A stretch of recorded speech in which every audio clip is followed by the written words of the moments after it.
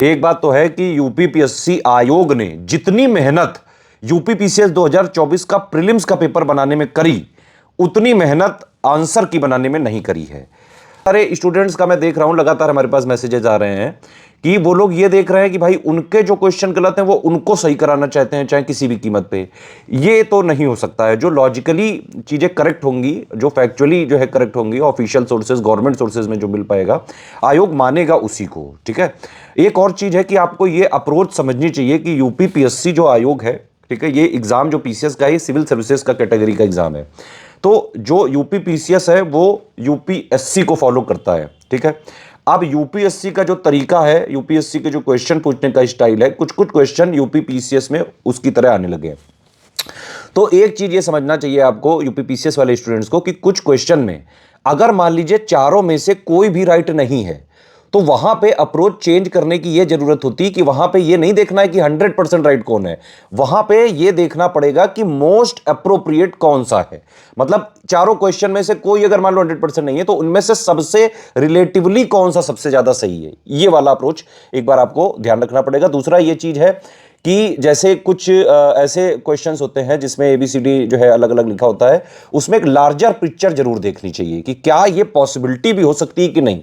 ये UPSC style है, UPPSC के आयोग के एग्जाम देने वाले स्टूडेंट्स को समझना चाहिए। मैं क्वेश्चंस की मदद से आपको बताता हूं, जरा एक बार देखिए इस वीडियो को। ये वाला क्वेश्चन है, मेरे हिसाब से आयोग ने इसकी की बिल्कुल सही बनाई है, इसका आंसर सही दिया, यही होना चाहिए। मैंने भी इसी को अपनी की में जो है बताया था, आपने अगर देखा हो तो। ये यूपीएससी अप्रोच का क्वेश्चन है और ये ट्रिकी क्वेश्चन है थोड़ा सा। ठीक है। इस टाइप के क्वेश्चन में ये नहीं देखना होता है कि क्या जो है 100% कौन सा सही, भाई वही हम करेंगे। ये ट्रिकी क्वेश्चन बनाए जाते हैं भाई, ये स्टूडेंट्स को फंसाने के लिए बनाए जाते हैं। सेकंड वाला स्टेटमेंट सब जानते हैं कि बिल्कुल 100% करेक्ट है कि नहीं है। ठीक है। तो सेकंड होना चाहिए। अब आप सोचिए, थर्ड वाला तो गलत है, थर्ड वाला हटा दो, थर्ड हटा दिया, डी हट गया, बी हट गया, आपके पास बचा ए और सी। अब आपको अगर एक ही ऑप्शन पे लगाना है तो यहां पे इस टाइप के क्वेश्चनों में यह देखना पड़ता है कि मोस्ट अप्रोप्रिएट कौन सा है। समझ रहे हैं आप कि नहीं। अब आप सोचिए, ए में लिखा है 1 और 2 दोनों, 1 और 2, ठीक है, और सी में लिखा है ओनली 1 इज करेक्ट, तो सी तो भैया हो ही नहीं सकता है ना। सी वाला इसीलिए यहां से हटाया जा रहा है, यहां पे ए वाला मोस्ट अप्रोप्रिएट माना जाएगा, क्योंकि भाई मिक्स्ड इकोनॉमी तो है ही।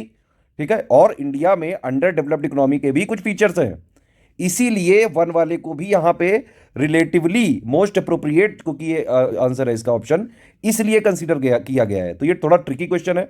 आईएएस पीसीएस के जो एस्पिरेंट है वो ये बात समझते हैं, यूपीएससी में से कई सारे क्वेश्चन हर बार आते हैं। ये ज्यादा समस्या हो रही है जो वनडे वगैरह के स्टूडेंट्स हैं, जो एकदम से पीसीएस की तरफ मुड़े हैं, उनको ये समझने में। भाई एकदम ही कोई 100% ऐसा नहीं होता है यूपीएससी में। यूपीएससी में कई सारे क्वेश्चन में ग्रे एरिया होता है। ठीक है। ये बोर्ड एग्जाम नहीं है कि नहीं भाई एकदम 100% करेक्ट होगा तभी हम करेंगे। इस तरह के क्वेश्चन ट्रिकी होते हैं बेटा।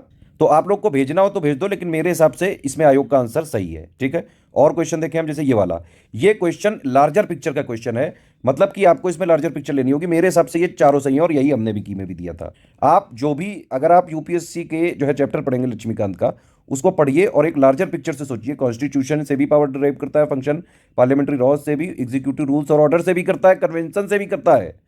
ठीक है। तो इसमें भी डी वाला आंसर ही सही है। हाँ, ये मैं की बनाते टाइम मैं भी कंफ्यूज हो गया था, यहाँ पे डिस्ट्रिक्ट होना चाहिए था, तो मैंने भी पहले यही वाला लगाया था, लेकिन फिर हमारी टीम ने बताया कि भाई ये भी हो सकता है, तो जल्दीबाजी में ये वाला किया था। मेरे हिसाब से ये वाला गलत है, इसमें यही वाला होना चाहिए, क्योंकि सी वाला ऑलरेडी सही है।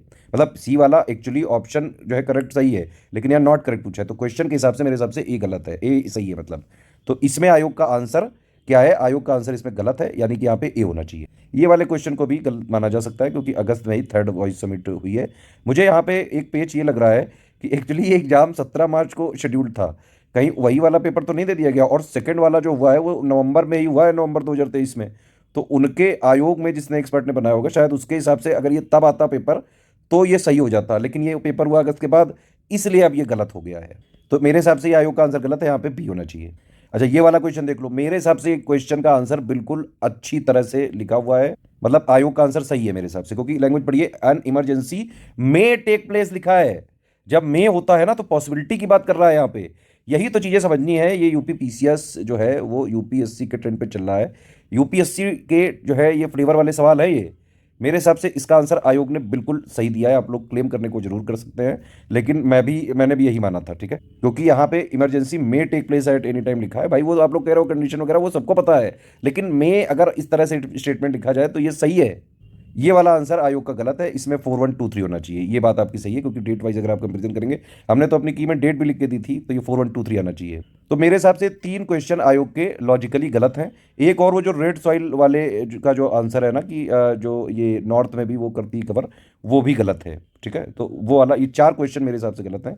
बाकी ऐसा नहीं कि भाई 12 वगैरह गलत हो गए हैं। वो आप हर बार जो है कई सारे क्लेम करते हैं, जो भी स्टूडेंट के गलत होते हैं उनको लगता है भाई वही वाले सही कर दिए जाएं।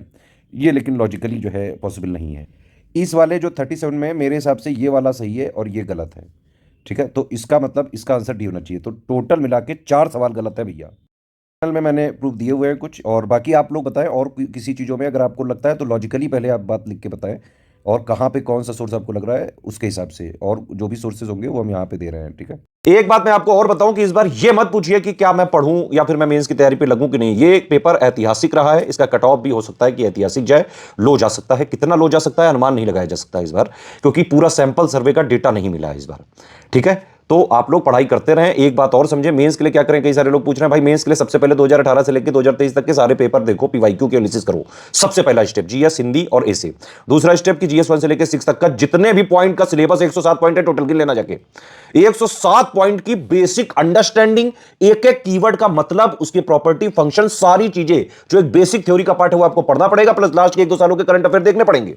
अपडेट जो है जरूरी है यहां पे।